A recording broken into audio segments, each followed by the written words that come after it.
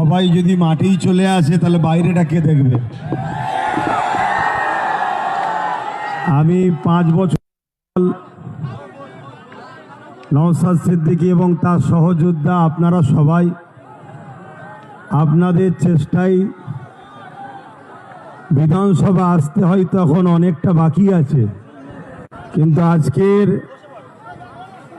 এই শহীদ মিনারের ময়দানে আপনারা যেভাবে প্রোগ্রাম ধুলো উড়িয়ে দিয়েছেন, সামনে 26-এ জিত আপনাদের অলরেডি হয়ে গেছে। আপনাদের এতটুকুই বলবো, আমার স্বপ্ন কিন্তু ব্রিগেড ছিল যে 5 বছর পর কমসে কম ব্রিগেড যেন হয়, কিন্তু ওই স্বপ্ন এখনো ভেঙে দিইনি।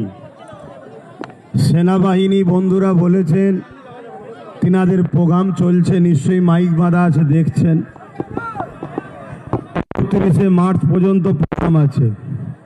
31শে মার্চের পরে আবার চেষ্টা করব, কিন্তু মার্চের পরে প্রচণ্ড রোদ হয়। এই রোদকে অপেক্ষা করে যদি ব্রিগেড করি আপনারা সাড়া দেবেন তো? কেন আমার টার্গেট ব্রিগেড, কেন রেকর্ড হয়েছে 21-এ, ওই ব্রিগেডের রেকর্ডকে আবার ভাঙবো আমরাই।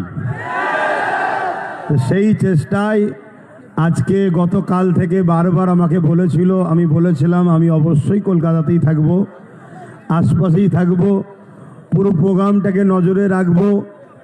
আমি দেখতে চাই যে নওশাদ সহ তার সহযোদ্ধারা 5 বছরে কি করলো, তবে কি করেছে প্রতিটা অলিতে গলিতে কান পাতলে বোঝা যায়।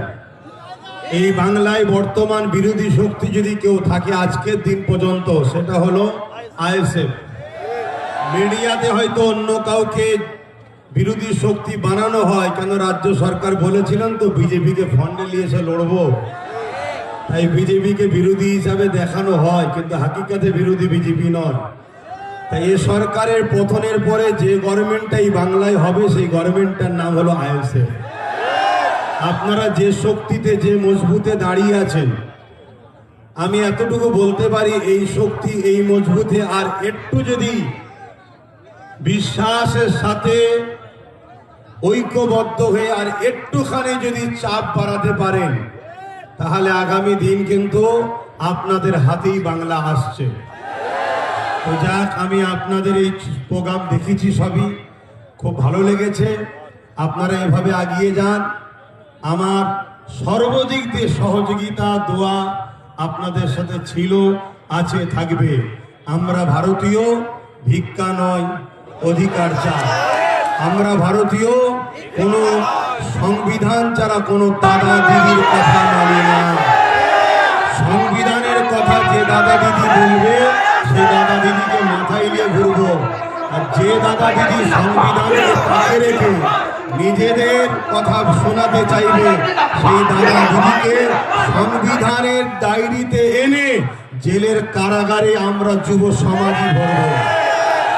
এই অঙ্গীকার নিয়ে আজকে আপনারা তো চলে গেছেন, রাস্তায় সব দেখছি চতুর্দিকে। কেন আমি যদি আরেকটু আগে ঢুকতাম তাহলে তো আরো সমস্যা হয়ে যেত না।